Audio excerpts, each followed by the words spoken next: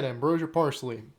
So this is off the Caesar demos, which I guess makes it a little bit more obscure for the band overall, since it's not on any of their studio albums or even Shinola.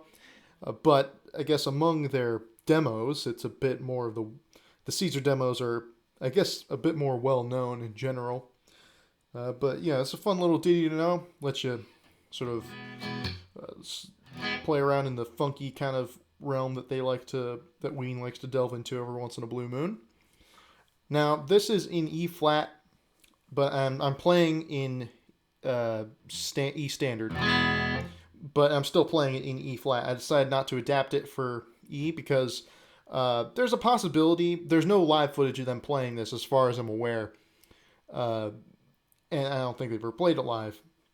Maybe they did. I don't know, but I decided not to adapt it just because if they're playing in E flat, if they're tuned to E flat, or they maybe slow the tape down, but if they tune to E flat, all you have to do is just tune to E flat and play everything that I'm teaching you one fret higher. Okay, so instead of just do on a guitar that's tuned down half step, and if you want to play it in standard, like just tune to standard like I am, and then just play everything I'm going to teach you one half step higher. All right, so simple. And I figured I'm not going to tune the whole guitar down half step just for this song, because you actually can play it in standard tuning. That's the main reason why. It's because you can still play it in standard tuning. But let's talk about the bass line first. Obviously, this is not being played by a guitar, but it's a fairly simple song. This is like 90% of what drives it, so I figured I might as well teach it. So we got sliding from 4 to 6 on the A.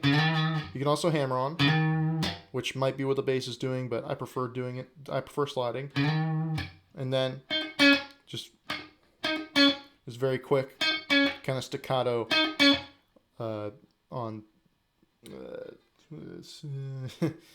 8 and 6 on the G. All right, so.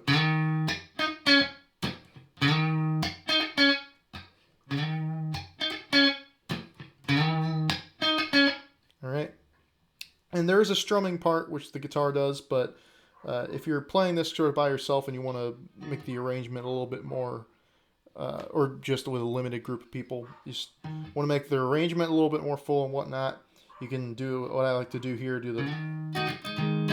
so I'm sliding up there and I'm muting the D string with my finger, and playing 8 and 7 on the G and B respectively, and then just 6 on the D, G, and B. All right, so, and you can also just go straight like E flat minor or E flat minor 7.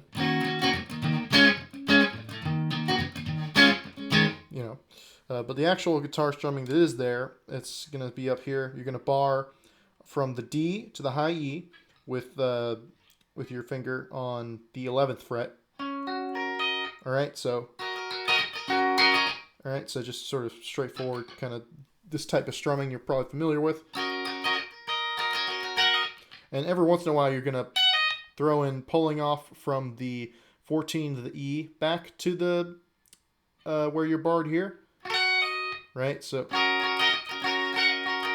and also do the same thing on the B string, same fret, just still pulling off to there, right? So he sort of throws that in semi just randomly, right? So just, and then he does he sort of ends the phrase with a, right? So just hitting that same bar that you did before, and then doing the D, G, and B on the 13th fret, and then just do that whole step lower. So, and then just do that, right? So, and those are all just kind of staccato, right? So that's how it ends. So that whole thing would be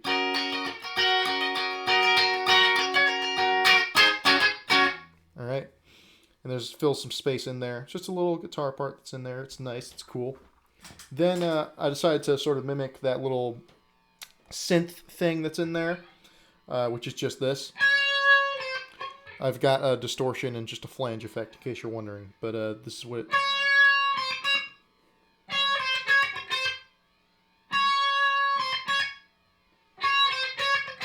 That's all it is, just 2 notes. The 9 and 8 on the high E.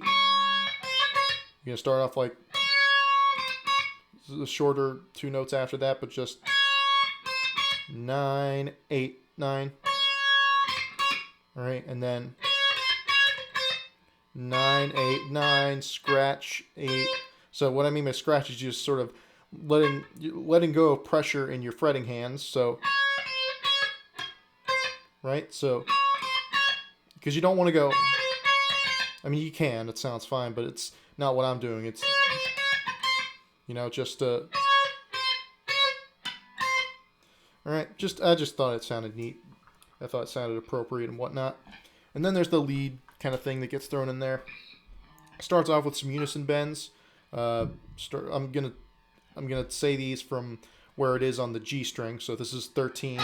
This is this is 11, so on and so forth. So starts the unison bend, and he brings all those up. He doesn't pre-bend it.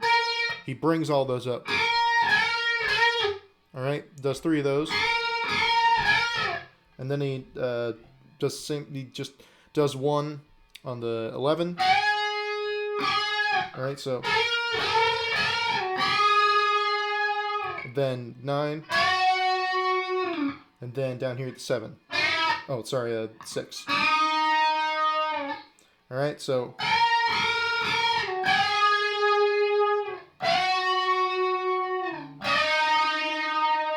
all right, and then he does this kind of Chuck Berry-ish lick.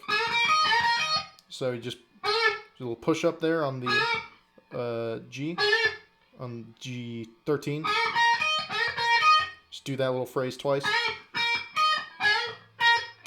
Just 11 on those 2. And then he does full step on 14 the B. And then he does this. Does that for a few many times. And that's just a classic kind of circular rock lick. And that's just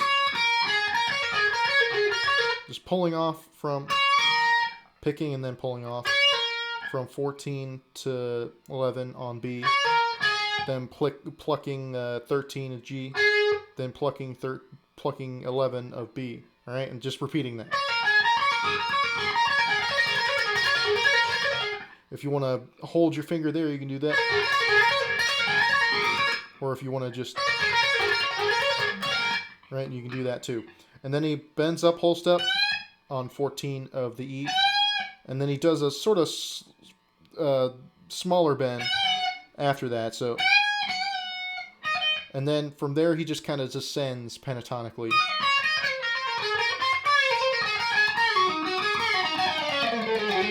I don't know exactly what it doesn't really matter as long as you just descend pentatonically after those, right? And then you can throw in some blues notes like that, or some diatonic notes like that. 13 of the B.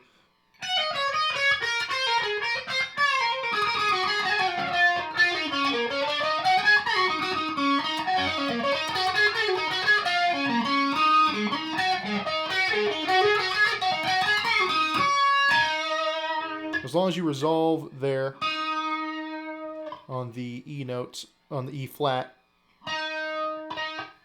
on the 13 of the B, of the G, of the D, 13 of the D. And on that note, literally, that's it, pretty much. It's a very simple song. Again, really driven by that bass line and stuff. It's just a fun little ditty to know, and it gives you a lot of space and room to just mess around with all sorts of fun, kind of funky strumming stuff.